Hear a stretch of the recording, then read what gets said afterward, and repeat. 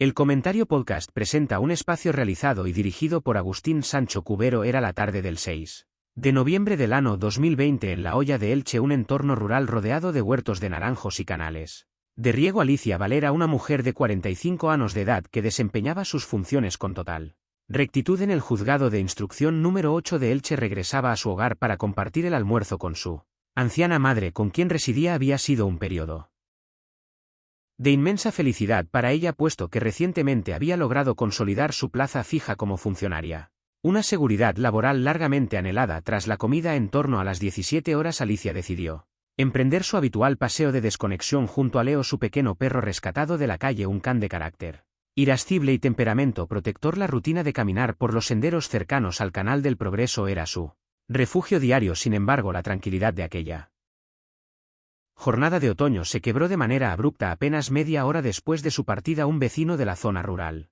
divisó algo extraño en el agua. Al acercarse, descubrió el cuerpo inerte de Alicia flotando boca abajo en la acequia, un canal que arrastraba una profundidad de entre 50 y 75 centímetros de agua. Los servicios de emergencia y las fuerzas de seguridad acudieron con presteza al lugar, pero los facultativos solo pudieron certificar el fallecimiento. La inspección ocular de la Policía Nacional reveló detalles desconcertantes. Junto al cuerpo se hallaban intactos las llaves y el teléfono móvil de la mujer, lo que descartó de inmediato el móvil del robo convencional. No obstante, los agentes percibieron que el agresor había despojado a la víctima de sus zapatillas deportivas blancas. Además, la escena mostraba indicios de que el criminal había intentado ocultar el cuerpo arrastrándolo bajo un pequeño puente o voladizo de la acequia. No se hallaron huellas dactilares, colillas ni guantes, pero sí se localizaron manchas de sangre en el suelo y en la cadena del perro. La autopsia posterior determinó que la causa de la muerte fue asfixia mecánica por sumersión, revelando la presencia de agua y barro en los pulmones. Alicia había sido atacada por la espalda y arrojada al canal semi-inconsciente o aún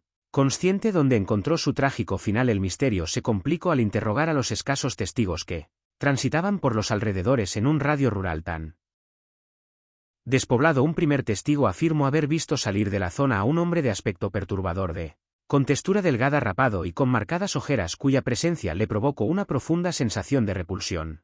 Un segundo testigo declaró haber observado a un individuo con chandal, capucha y el rostro cubierto por una mascarilla sanitaria obligatoria en aquellos tiempos de restricciones sanitarias por la pandemia. Un tercer testimonio, cortesía de una mujer, fue aún más determinante al describir a un hombre de idénticas características corriendo con unas zapatillas deportivas blancas en las manos. El análisis científico de las muestras de sangre halladas en el collar de Leo aportó el primer gran giro de la investigación.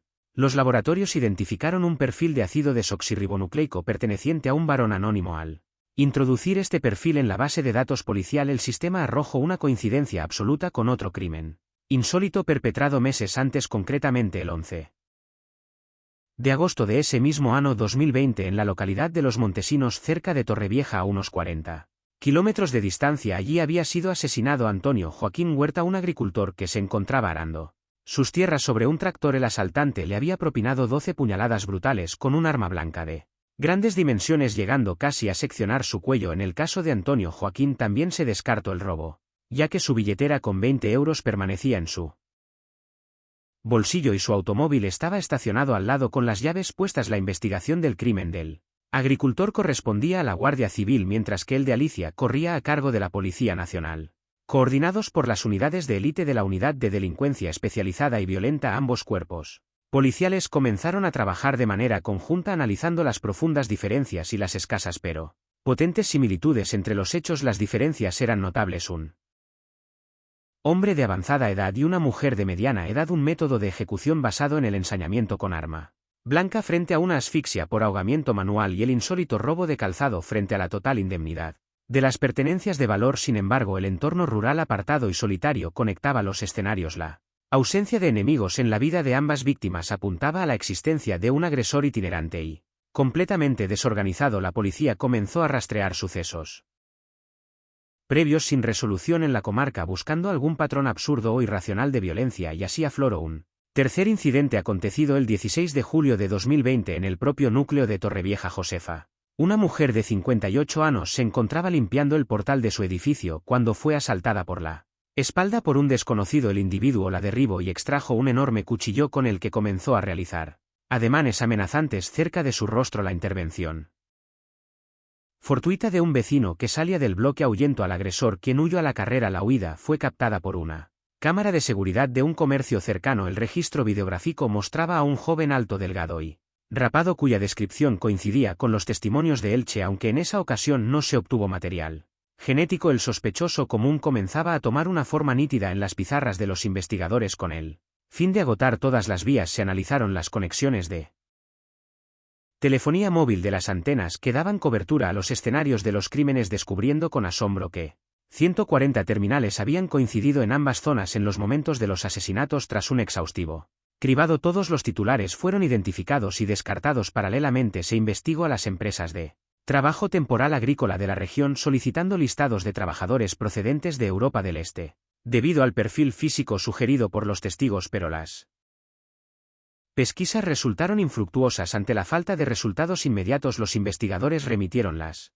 muestras de ácido desoxirribonucleico a los laboratorios de la Universidad de Santiago de Compostela, buscando determinar rasgos fenotípicos del asesino. El informe científico concluyó que el perfil correspondía a un varón de origen eslavo con alta probabilidad de poseer ojos claros y cabello rubio. Ante el estancamiento de las vías tradicionales tras casi 2 años de intensos trabajos, la policía decidió recurrir a la colaboración ciudadana, difundiendo en los medios de comunicación y redes sociales la imagen capturada por la cámara de seguridad en el asalto a Josefa. La respuesta fue inmediata y unánime. El primer día se recibieron 12 llamadas telefónicas que apuntaban hacia un mismo nombre: Nikolai Tisov, un joven de 25 años de nacionalidad rusa. Los confidentes describieron a Nikolai como un individuo sumamente peligroso y desequilibrado. Según los testimonios, el joven había regresado completamente trastornado tras cumplir 2 años de servicio militar obligatorio en su país natal, mostrando una agresividad inusitada. Su primera acción al volver había sido propinar una brutal paliza a su mejor amigo de la infancia y padecía de severas manías persecutorias, creyendo que sus vecinos lo vigilaban constantemente. Además, solía realizar llamadas telefónicas alterando su voz y asumiendo identidades ficticias. La investigación en torno a Nikolai desveló que su familia gozaba de una buena posición económica. Su madre regentaba varias agencias inmobiliarias en la zona, especializadas en gestionar alojamientos para ciudadanos de Europa del Este. La vivienda familiar se ubicaba a escasamente 2 kilómetros del lugar donde Alicia Valera fue asesinada. Al entrevistarse con el conserje del edificio, los agentes descubrieron que a finales de noviembre de 2020 la familia había abandonado el piso de manera precipitada, dejando atrás gran parte de sus pertenencias. Los registros migratorios confirmaron que Nikolai había tomado un vuelo hacia Moscú el 20 de noviembre de 2020, descubriéndose un dato trágico: el billete de avión había sido adquirido por su madre el 7 de noviembre, apenas un día después del asesinato de Alicia. La investigación posterior reveló que meses antes de que se perpetrara el primer crimen, la madre de Nikolai había acudido al hospital de Torrevieja denunciando los graves trastornos mentales de su hijo y el temor real de que pudiera cometer una atrocidad, solicitando sin éxito un internamiento psiquiátrico que la legislación y el sistema asistencial español no llegaron a materializar. Una vez en Moscú, la violencia de Nikolai no se detuvo. Una semana después de su llegada, el joven asesino a cuchilladas a la dependienta de un estanco. La policía rusa lo detuvo de inmediato, ingresándolo en prisión. Los exámenes psiquiátricos decretados por las autoridades judiciales rusas determinaron que el detenido sufría de brotes psicóticos graves, alucinaciones auditivas que le ordenaban matar y manía persecutoria, todo ello agravado por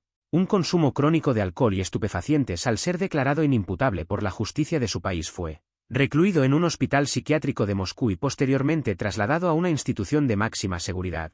En la frontera con Bielorrusia, el gobierno de España cursó una orden formal de extradición en el año 2022 para que Nikolai Tisov pudiera ser juzgado en territorio español por los asesinatos de Alicia Valera y Antonio Joaquín Huerta, así como por la tentativa de homicidio de Josefa. No obstante, el estallido del conflicto bélico entre Rusia y Ucrania y el alineamiento diplomático de España supusieron la paralización total de las vías de cooperación judicial entre ambas naciones, haciendo inviable la entrega del reo. La historia de Alicia, Antonio Joaquín y Josefa quedó así ligada al destino de un agresor desorganizado motivado únicamente por sus delirios, mientras los interrogantes sobre el paradero final del criminal persisten en el horizonte internacional.